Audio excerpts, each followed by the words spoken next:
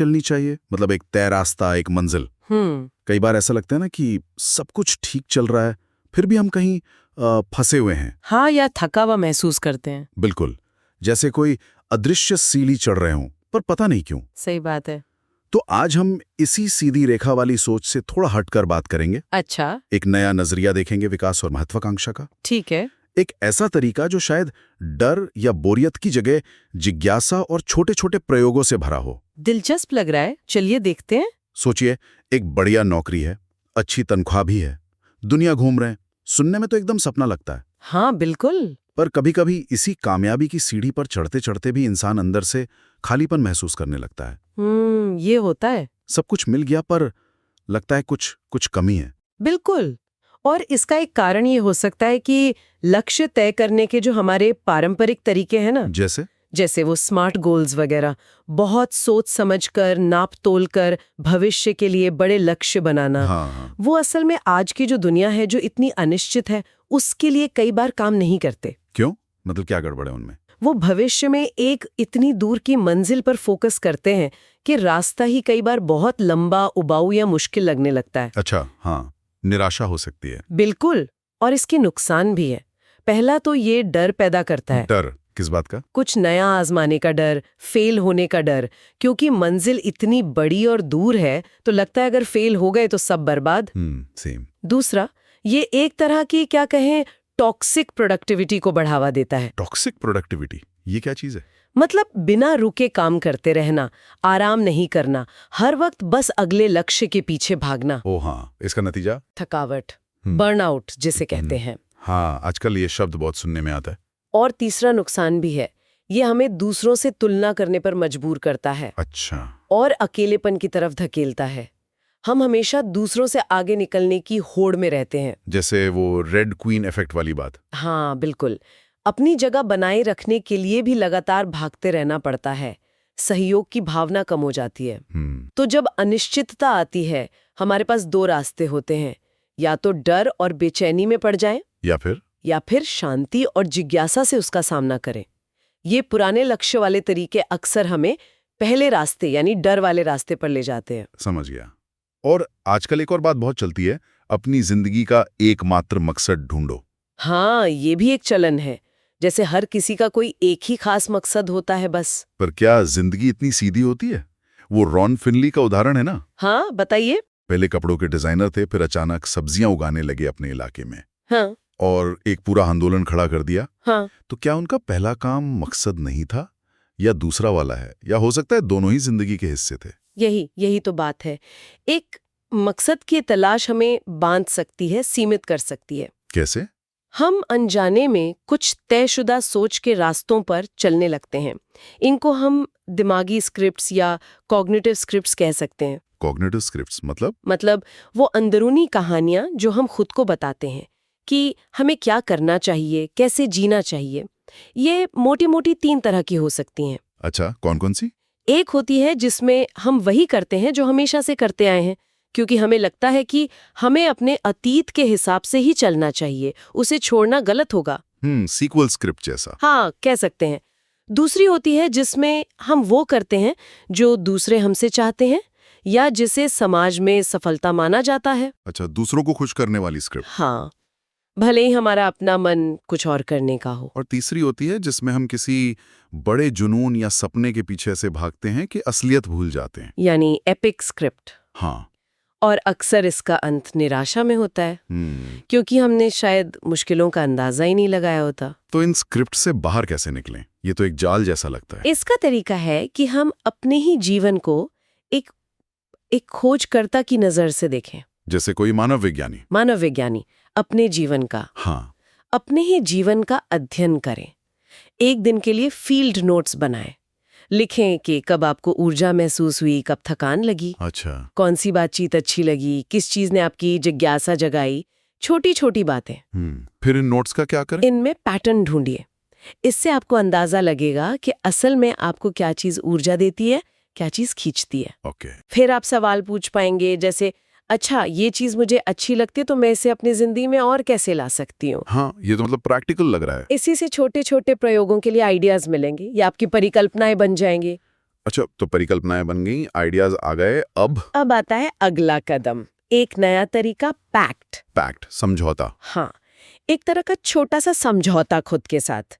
ये असल में एक प्रयोग है, बहुत छोटा सा। जैसे वो हैशटैग 100 days of code वाला उदाहरण। बिल्कुल, किसी ने कोड सीखना चाहा तो खुद से कहा मैं अगले 100 दिन रोज कम से कम 1 घंटा कोड करूंगा। जी खर्चू। ये एक पैक्ट था। इसका ढांचा बहुत सरल है फिर तो। मैं ये काम इतने समय तक करूंगी। हाँ, और ध्यान दें, इसमें नतीजा क्या होगा इस पे जोर नहीं है। अच्छा, जोर किस पर है? जोर है काम करने पर, प्रक्रिया पर। बस शुरुआत करनी है, देखना है कि होता क्या है।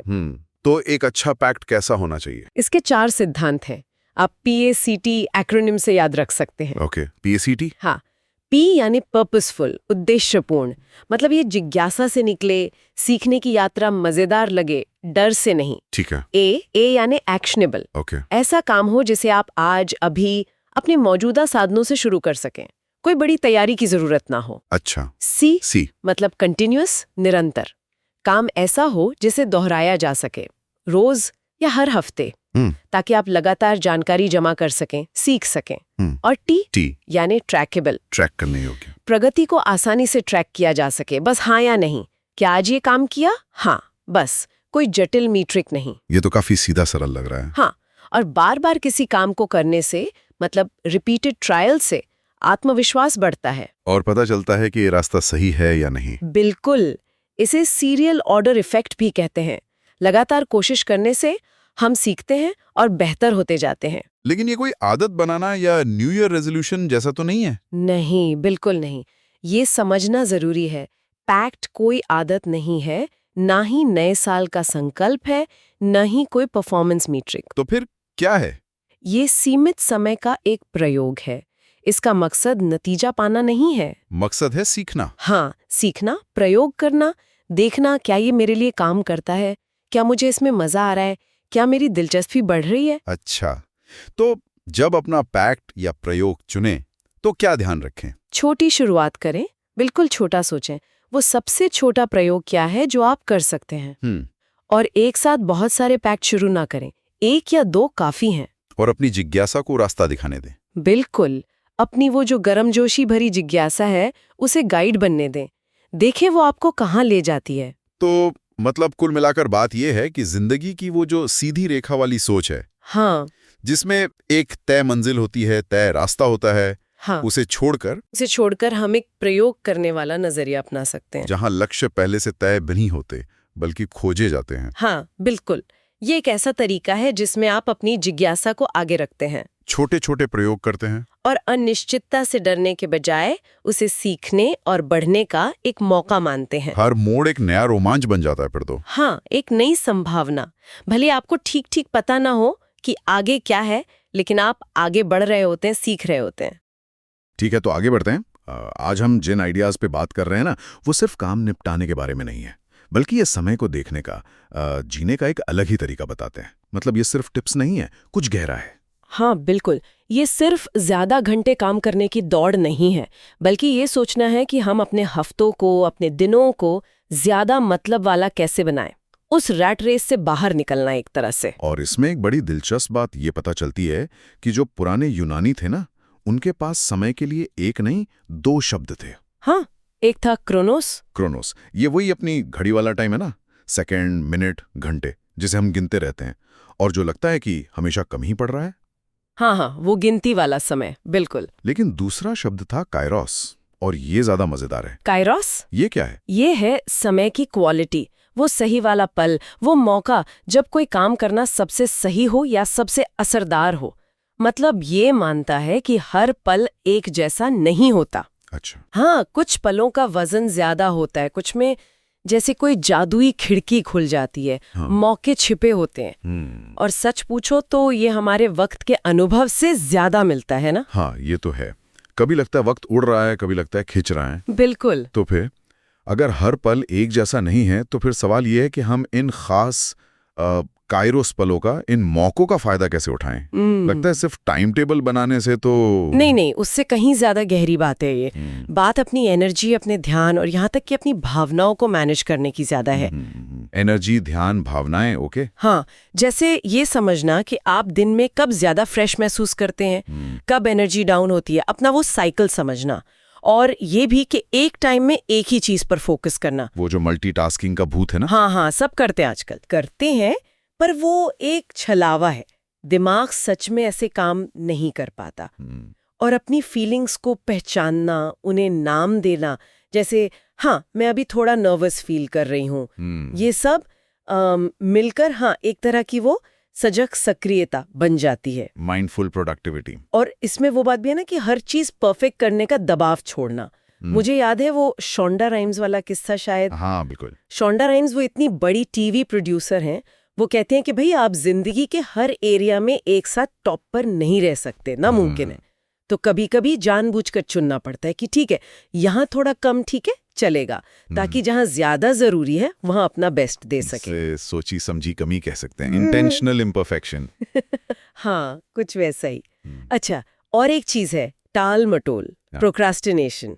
जब हम काम टालते हैं तो खुद को बहुत कोसते हैं ना। हाँ यार, गिल्टी फील होता है। बिल्कुल। लेकिन एक नजरिया ये भी है कि ये टाल मटोल हमारी कोई नैतिक कमी नहीं है।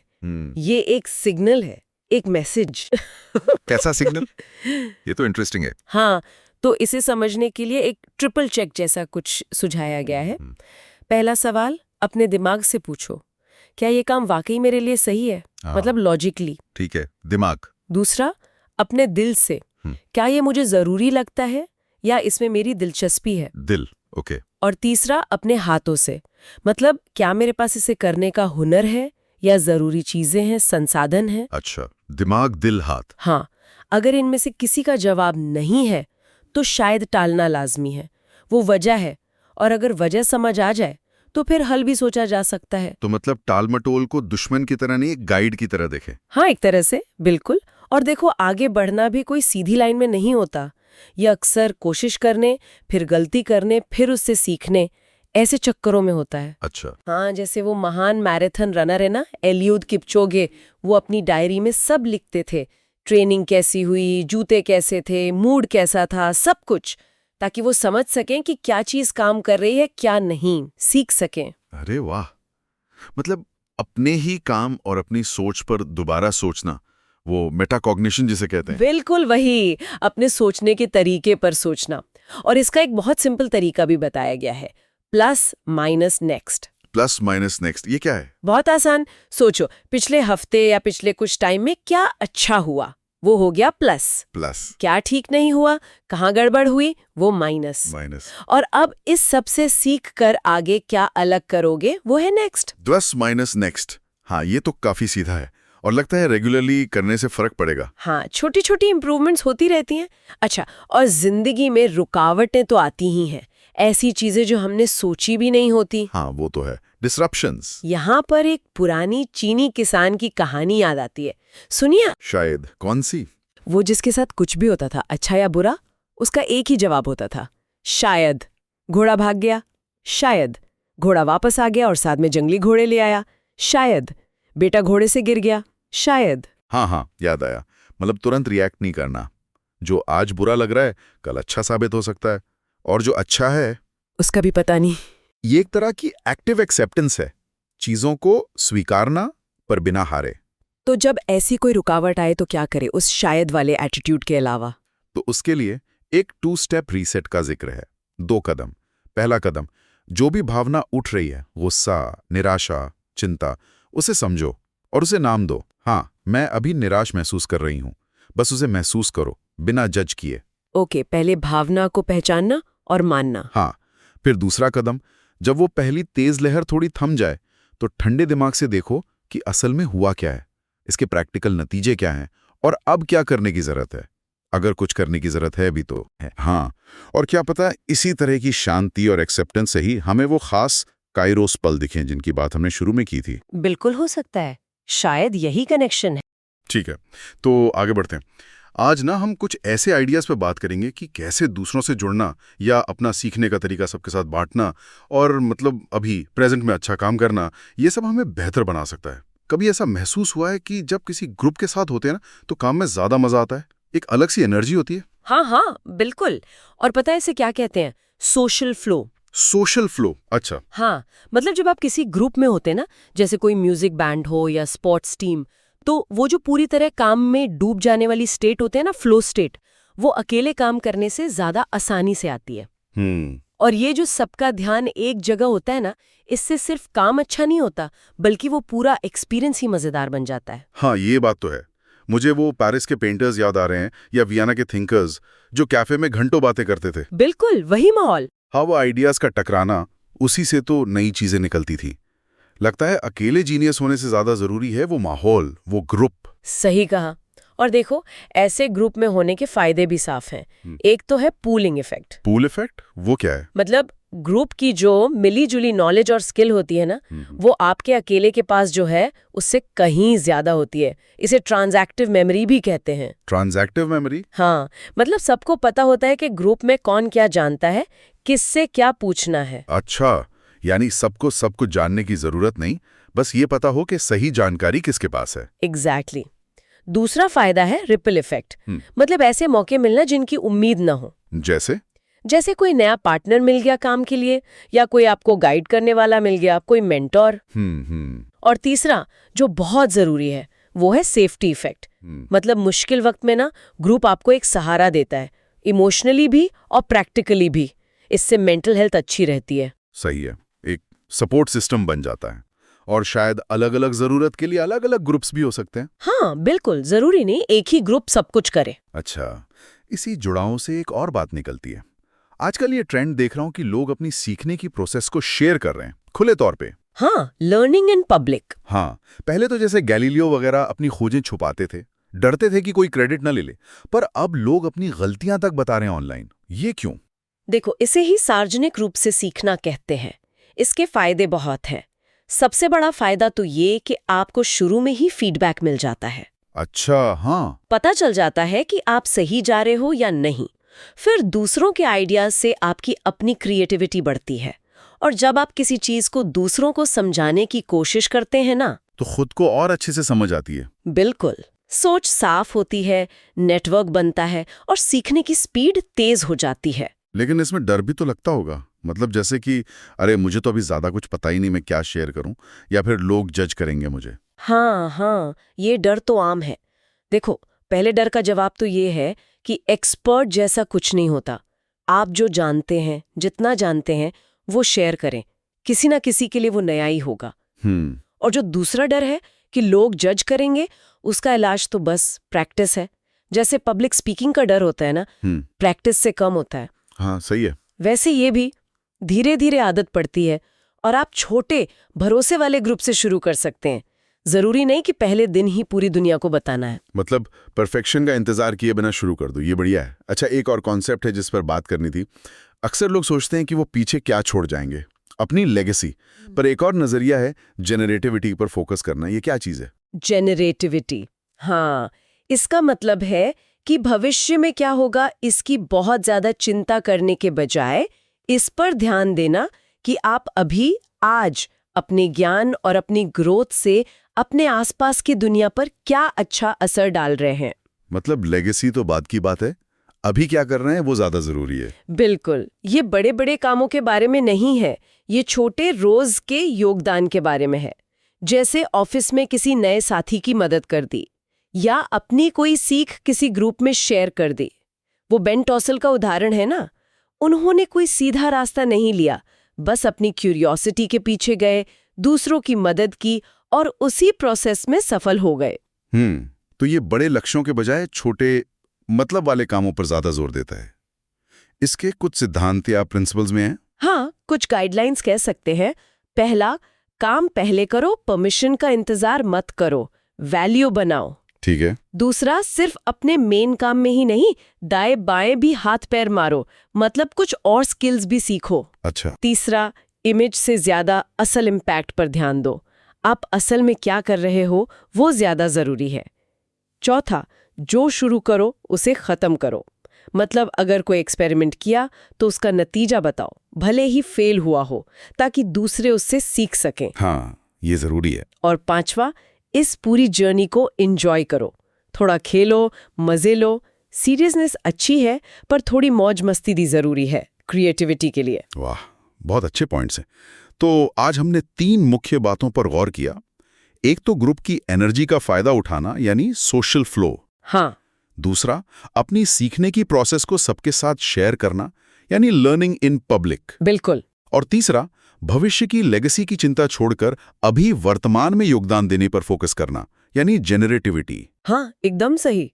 और अगर इन सबको एक साथ देखें तो निचोड़ ये निकलता है कि मंजिल से ज्यादा रास्ते पे ध्यान दो, पुरानी सोच को चैलेंज करो, छोटे छोटे एक्सपेरिमेंट्स करो, टाइम की क्वालिटी देखो। अगर ताल मटोल कर रहे हो तो समझो कि शायद कुछ बदलने का सिग्नल है। परफेक्शन जरूरी नहीं है। अपनी सोच के बारे में सोचो, दूसरों के साथ मिलकर सीखो और लेगेसी की चिंता छोड़ दो। काफी कुछ सोचने को मिला। तो सुनने वालों को ये चर्चा कैसी लगी? क्या इससे कुछ नया सोचने को मिला? अपने विचार हमें जरूर बताइएगा ताकि हम इसे और बेहतर बना सकें।